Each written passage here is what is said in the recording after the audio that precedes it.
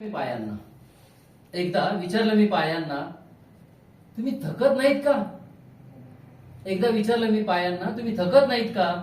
दोन्ही पाय म्हणाले, तुझं ध्येय चांगलं आहे.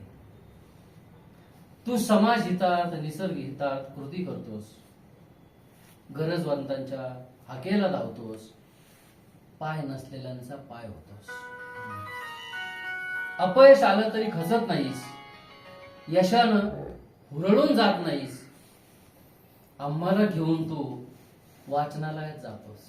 क्या बात है. नाही सर, आम्हाला घेऊन तू वाचनालयात जातोस, पुस्तक माणसं वाचतोस, पुस्तक माणसं वाचतोस, स्वतः चांगला घडतोस, इतरांना घडवतोस.